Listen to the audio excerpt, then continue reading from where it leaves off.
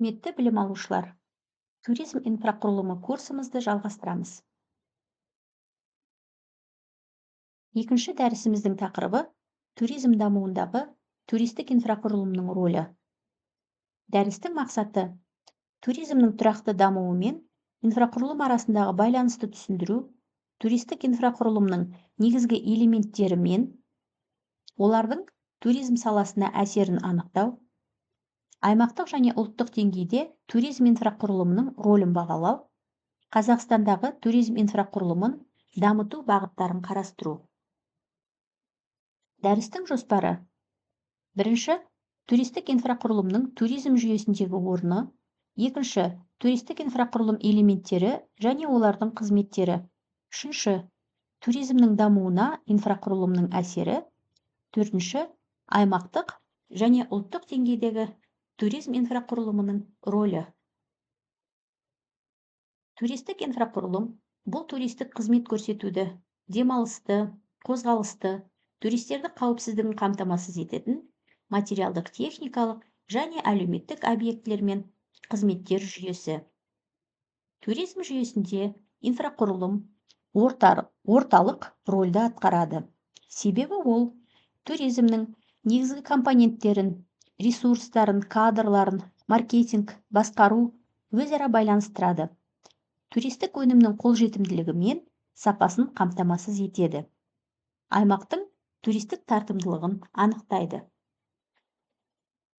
Туризмнің құрылымдық жүйесінде инфрақұрылымның орны ерекше маңызды, себебі ол туризмнің барлық элементтерін біріктіріп, олардың тиімді өзара әрекеттесуін қамтамасыз етеді.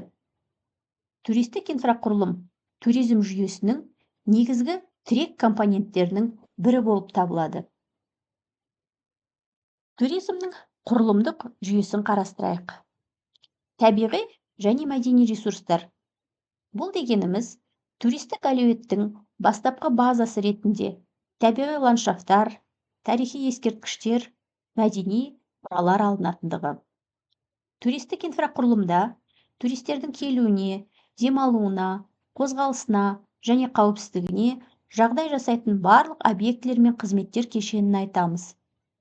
Көлік инфрақұрылымы: әуежай, теміржол, автожол, порттар. Келесі, қызмет көрсету инфрақұрылымына қонақ үйлер, мейрамханалар, туристік агенттіктер. Инженерлік және әлеуметтік инфрақұрылым бұл байланыс желілері, коммуналдық қызметтер, медицина, қауіпсіздік жүйелерін жатқызамыз. Туристік өнім мен қызмет көрсету жүйесіне туристік маршруттар, экскурсиялық бағдарламалар, мәдени шаралар және тағы басқалар жатады. Басқару және маркетинг жүйесіне туризмді ұйымдастыру, дамыту стратегиялары, жарнама мен ақпараттық қолдау.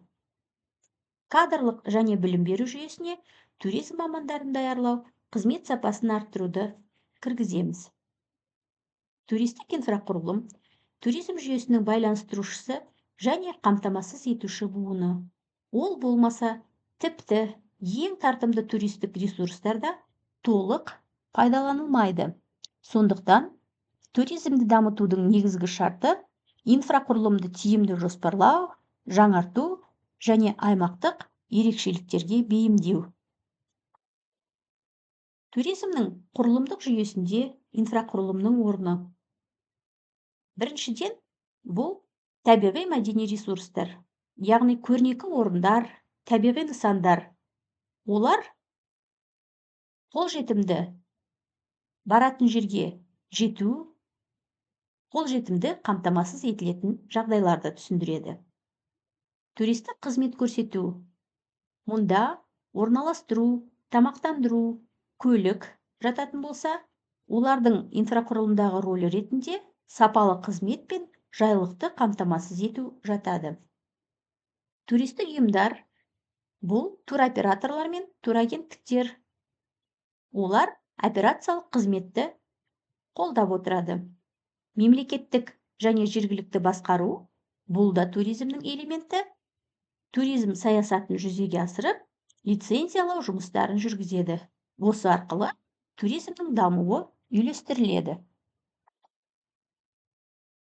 Туристік инфрақұрылым туризм индустриясының негізгі базасы және дамуының алғышарты болып табылатындықтан, ол туризм жүйесіндегі барлық элементтерді өзара байланыстырады және туристік өнімнің қолжетімділігі мен сапасына тікелей әсер етеді.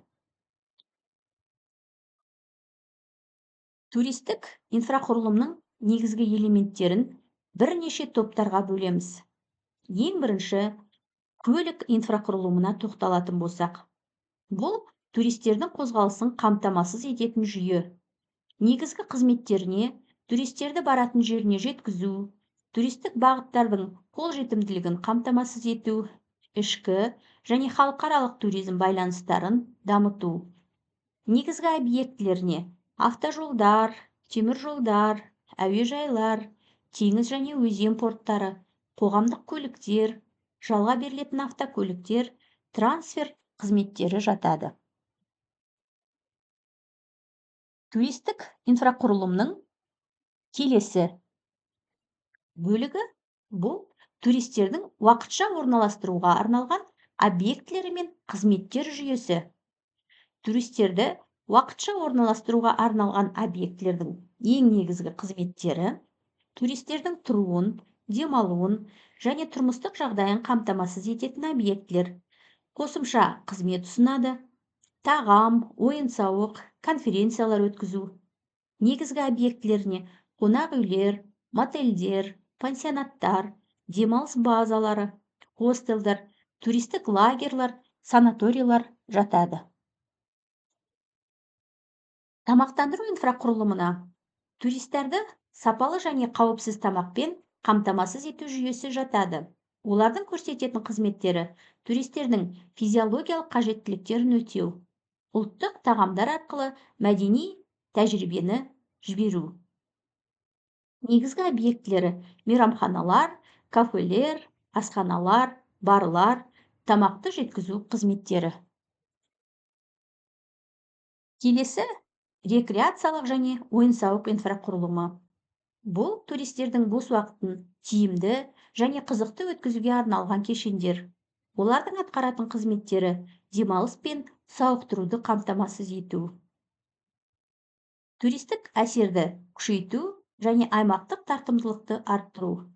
Негізгі объектілері табиғи және мәдени саябақтар, спорттық кешендер, аквапарктер, мәдени орталықтар, театрлар, ойын-сауық орталықтары.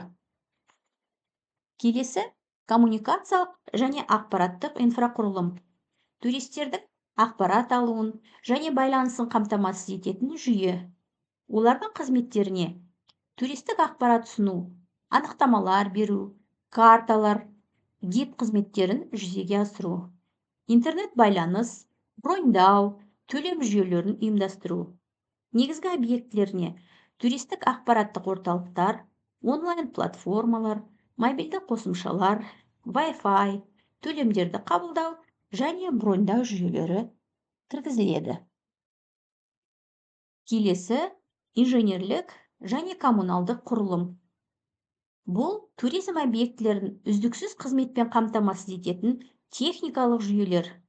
Олардың қызметтеріне сумен, жарықпен, жылумен, энергиямен, канализациялық қызмет, тазалық және қауіпсіздікті қамтамасыз ету. Негізгі объектілері энергетикалық жүйелер, су жүйелері, қалдықтарды шығару, өрт қауіпсіздігі, алғашқы медициналық көмек пункттері жатады. Келесі бұл әлеуметтік және мәдени инфрақұрылым. Бұл туристердің мәдени және әлеуметтік қажеттіліктерін қамтамасыз ететін нысандар. Олардың қызметтері мәдени ағартушылық іс-шаралар ұйымдастыру, қоғамдық қауіпсіздікті, құқықтық және медициналық қызметтерді көрсетуді қамтамасыз ету. Негізгі объектілері мұражайлар, театрлар, кітапханалар, мәдени орталықтар, полиция, аурухана, дәріханалар. Туристік инфрақұрылым бірнеше өзара байланысты элементтерден тұрады. Яғни, атап өткен барлық инфрақұрылымдар Әрқайсының өзінің атқаратын негізгі қызметтері бар. Көлік инфрақұрылымы туристердің қозғалысын қамтамасыз етсе, орналастыру объектілері туристердің демалуына жағдай жасайды. Қоғамдық тамақтану орындары туристердің тамақтану қажеттіліктерін қанағаттандырады. Рекреациялық инфрақұрылым демалыс пен денсаулықты қалпына келтіреді. Мәдени және ойын-сауық объектілері мәдени тәжірибе мен бос уақыттарды ұйымдастырады. Ақпараттық және цифрлық инфрақұрылым туристік ақпарат пен қызметке қолжетімділікті қамтамасыз етеді. Қауіпсіздік және медицина қызметі бұл туристердің қауіпсіздігі мен денсаулығын қорғайды. Бұл біздің кесте түрінде түсінікті болсын деп дайындаған материалымыз. Туризмнің дамуына инфрақұрылымның әсері. Туризм қазіргі заманның ең жылдам дамып келе жатқан салаларының бірі. Оның табысты дамуы тек табиғи және мәдени ресурстардың бар болуына ғана емес, сонымен қатар инфрақұрылымның деңгейіне тікелей байланысты. Инфрақұрылым туризм жүйесінің тірегі және оның тиімді жұмыс істеуінің негізгі алғышарты. Инфрақұрылымсыз туризмнің толыққанды дамуы мүмкін емес. Себебі туристердің қозғалысы, орналасуы, тамақтануы, демалуы, қауіпсіздігі барлығы осы жүйеге тәуелді. Инфрақұрылымның туризм дамуына ықпал ету бағыттарын қарастырып өтейік. Туристік қолжетімділікті арттыру, яғни дамыған көлік инфрақұрылымы, жолдар, әуежай, теміржол, порттар туристік бағыттардың қолжетімділігін қамтамасыз етеді. Жақсы жолдар мен көлік байланыстары туристік ағынның ұлғаюына әкеледі. Инфрақұрылымы әлсіз аймақтар туристер үшін қызықсыз немесе қолайсыз болып көрінеді.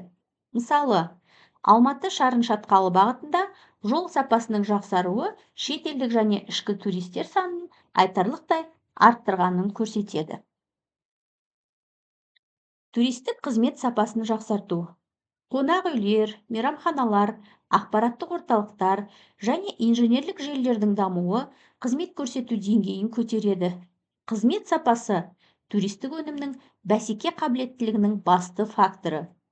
Заманауи инфрақұрылымы бар елдер, мысалы, Біріккен Араб Әмірлігі, Сингапур, Швейцария елдерін атауға болады. Олар халықаралық туризмде көшбасшы болып отыр. Аймақтық туристік тартымдылықты күшейтуге келетін болсақ, инфрақұрылым тез қызмет көрсету емес, сонымен қатар аймақтың имиджін қалыптастырады. Заманауи демалыс базалары, ойын-сауық орталықтары, мәдени нысандар туристерді қызықтырады. Инфрақұрылым неғұрлым дамыған болса, аймақтың тартымдылығы соғұрлым жоғары болады. Экономикалық және әлеуметтік әсеріне келетін болсақ, инфрақұрылымның дамуы жұмыс орындарын ашады және жергілікті халықтың табысын арттырады. Туризм арқылы аймақтық экономиканың әртараптануы қамтамасыз етіледі. Қоғамдық нысандардың жол, байланыс, медицина, қауіпсіздік дамуы жергілікті тұрғындарға да пайда әкеледі. Келесі инвестициялық тартымдылықты арттыру. Жақсы дамыған инфрақұрылым инвесторлар үшін туризм саласына капитал салудың сенімділігін арттырады. Инфрақұрылымы жеткіліксіз аймақтарда жеке инвестициялар баяу жүреді. Мемлекеттік және жеке серіктестік туризмдегі инфрақұрылым жобаларын іске асырудың тиімді тетігі болып саналады. Туристердің қауіпсіздігі мен жайлылығына келетін болсақ, инфрақұрылым туристердің қауіпсіздігін қамтамасыз етуде маңызды рөл атқарады. Медициналық және құтқару қызметтері, жол белгілері мен ақпараттық жүйелер, экологиялық және санитарлық жағдайлар. Қауіпсіз және ыңғайлы туристердің қанағаттану деңгейін арттырады және қайталама сапарларды ынталандырады. Инфрақұрылым туризм дамуының негізгі қозғаушы күші ретінде туристік ағынды арттырады, қызмет сапасын жақсартады, аймақтың экономикалық дамуына серпін береді, елдің халықаралық имиджін қалыптастырады. Аймақтық және ұлттық деңгейдегі туризм инфрақұрылымының рөлі. Туризм инфрақұрылымы ел мен аймақтардың экономикалық, әлеуметтік және мәдени дамуының тікелей әсер ететінін көреміз. Ұлттық деңгейдегі рөлі елдің халықаралық имиджін қалыптастыру, шетелдік туристер мен инвестициялар тартуға ықпал ету, көлік, байланыс, энергетика сияқты стратегиялық салалардың дамуын ынталандырады. Мемлекеттік бағдарламалар арқылы туризм индустриясын қолдау мен реттеуді қамтамасыз етеді. Мысалы, Қазақ туризм ұлттық компаниясының бастамалары Қазақстанның туризм брендін халықаралық деңгейде ілгерілетуде маңызды роль атқаруда. Аймақтық деңгейдегі рөлі жергілікті экономиканы жандандырады, жаңа жұмыс орындарын ашады, туристік ағынды тең бөлу арқылы аймақтар арасындағы даму айырмашылығын азайтады, аймақтық ерекшеліктерді табиғи, мәдени, этнографиялық тиімді пайдалануға мүмкіндік береді. Кәсіпкерлікті және инфрақұрылымды жобаларды дамытуға серпін береді. Ал ұлттық деңгейдегі инфрақұрылым туризмнің стратегиялық бағыты мен елдің бәсеке қабілеттілігін анықтайды. Ол аймақтық деңгейде жергілікті әлеуетті ашып, халықтың әлеуметтік экономикалық өмірін жақсартады. Дәрісіміз осымен аяқталды. Бақылау сұрақтары дайындалған. Бақылау сұрақтарынан дайындалып, дәріс бойынша материалды тереңірек меңгеруге болады. Назарларыңызға рахмет.